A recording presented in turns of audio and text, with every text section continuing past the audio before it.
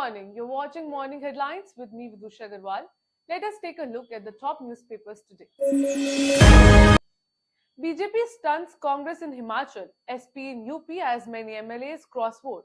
Well, sending a worrying signal to the Congress government in Himachal Pradesh, party candidate and Congress Working Committee member Abhishek Manu Singhvi was defeated Tuesday in the election for the lone Rajya Sabha seat from the state after 9 MLAs, 6 from Congress and 3 independents voted against him, resulting in the victory of the BJP nominee Harsh Mahajan.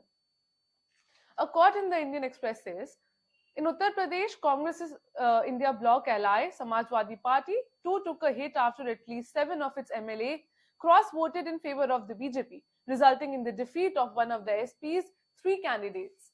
Well, meanwhile, there was high drama in Uttar Pradesh as well.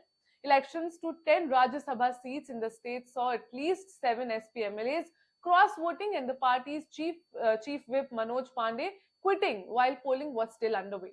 This news has been covered by the Indian Express as well as the Times of India on the front page.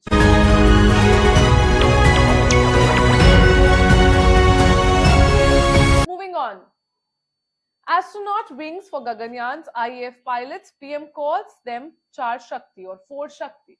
6 years after he announced the decision to send Indians into space, Prime Minister Narendra Modi on Tuesday presented it to the nation that the 4 selected astronauts designated who have been undergoing training under anonymity for the last 4 years will be going to space.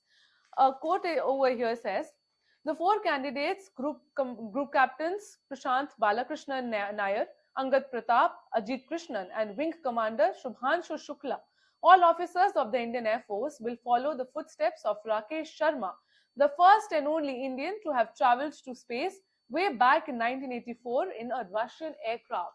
Let me tell you that lauding their dedication and spirit towards training, he says that the 4 pilots are representatives of India's Amrit generation that never gives up and shows the strength to challenge all adversities.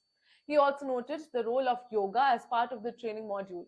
It is also essential to note here that only 3 countries, the United States, Russia and China have sent human space flights till now, though over 600 astronauts, including over 70 women, from close to 50 different countries have gone into space.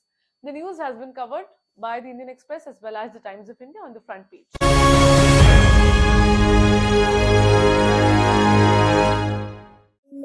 In a significant development, a day of blows for Akhilesh's party, Congress too will feel pain. Well, the Samajwadi Party faced a series of setbacks on Tuesday as elections were held for 10 Rajya Sabha seats from Uttar Pradesh, with its chief whip resigning from the post and believed to have joined 6 other MLAs of the party in cross-voting, causing one of the 3 candidates put up by the SP to lose.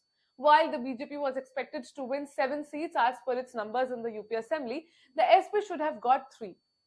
A quote in the newspaper says, the BJP put up a surprise 8th candidate forcing a contest.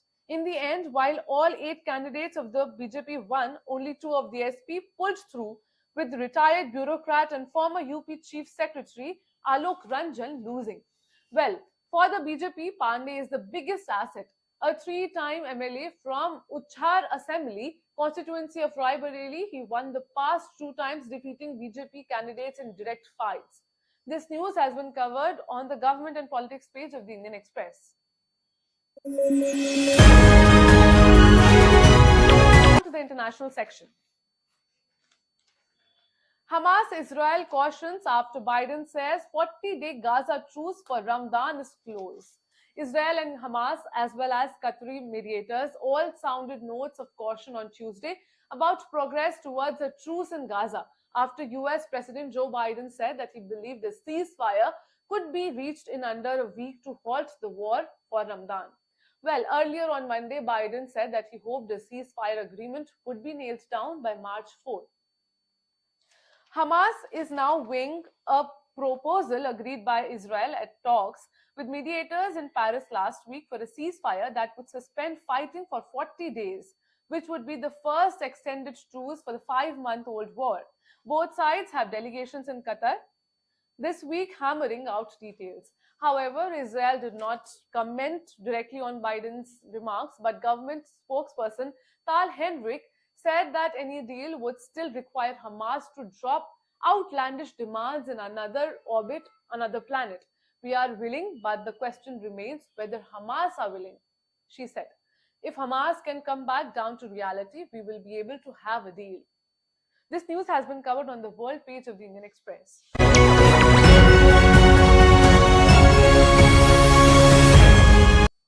Moving on. Germany, UK rule out sending troops to Ukraine as Russia warns of wider war. European military heavyweights Germany and Poland affirmed on Tuesday that they would not be sending troops to Ukraine after reports that some Western countries may be considering doing so as far as the war with Russia enters its third year. The Kremlin, meanwhile, warned that a direct conflict between NATO and Russia would be inevitable if the alliance sends combat troops.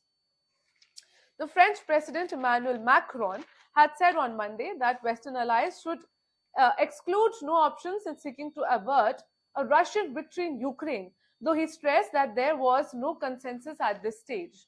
Let me tell you that NATO as an alliance provides Ukraine only non-lethal aid and support like medical supplies, uniforms and winter equipment. But some members send weapons and ammunition of their own on their own accord by military all-in groups.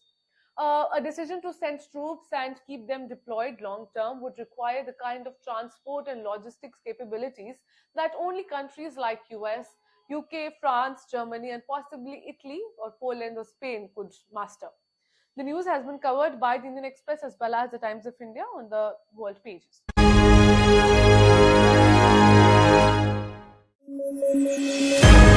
In a latest development from Pakistan, Pakistan court indicts Imran wife in canal land corruption case. An accountability court in Pakistan indicted Imran Khan and his wife Bushra Bibi in the 190 million pounds Al-Qadir corruption case, in another blow to the belarusian former prime minister who is currently in jail after being convicted in multiple cases. The judge Nasir Javed Rana conducted the hearing at Rawalpindi's high security Ariala jail, where Khan is incarcerated in multiple cases. The judge read the charge sheet in Khan and Bushra's presence in the courtroom. Let me give a brief here. Imran Khan, who was ousted in a no confidence vote in parliament in April 2022, is currently serving multiple prison terms and has some 170 legal cases pending against him on charges ranging from corruption to inciting people to violence and terrorism. The couple earlier was convicted in a graft case on charges of selling state gifts while in office. Khan has denied wrongdoing and insisted since last year that the charges against him are a plot by the rivals to keep him from returning to office. News has been covered in the Indian Express.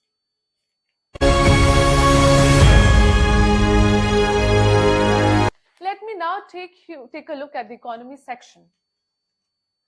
Industry should align with India's developmental goals. Well, the industry should align with the country's developmental interests for the goal to make India a developed nation by 2024, Union Finance Minister Nirmala Sitharaman said on Tuesday. Speaking at FICCI's National Conclave on Viksit Bharat at 2024, Viksit Bharat Industry Sitharaman said that the next generation reforms will be on top of the agenda of the government, including reforms of all factors of production, land, labor and capital, along with the digital infrastructure. A quote here says, Union Finance Minister Nirmala Sitharaman said that the reforms will touch on all factors of production, be it your land, labor or capital. But it will also add up other than enterprise, which may not fit into the traditional definition of what factors of production are, but I will add one more. Well, apart from agricultural warehousing, the government is offering support on policy, legislative and investment front and bringing people together for the larger warehousing sector, she said. The finance minister also added that India's logistics potential remains largely untapped and there is immense scope for further development in the sector. The news has been covered on the economy page of the Indian Express as well as the Times of India.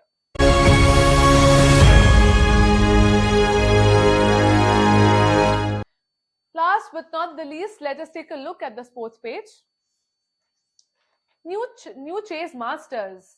Well, given the comfortable chase led by Shubman Gill and Dhruv Jurel, several cricket analysts and critics are comparing their pair to the successful Yuvraj Dhoni duo, who led India to victory in the 2011 World Cup.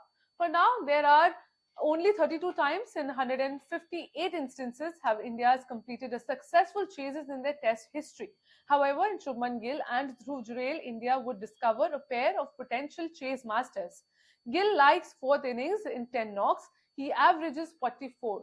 It would be exciting for viewers to witness this young pair in upcoming matches and speculate whether they will achieve the same success as the classic Yuvraj Dhoni partnership. The news has been covered on the sports page of the Indian Express as well as the Times of India. So for now that's all. Please stay tuned and keep watching Ritam.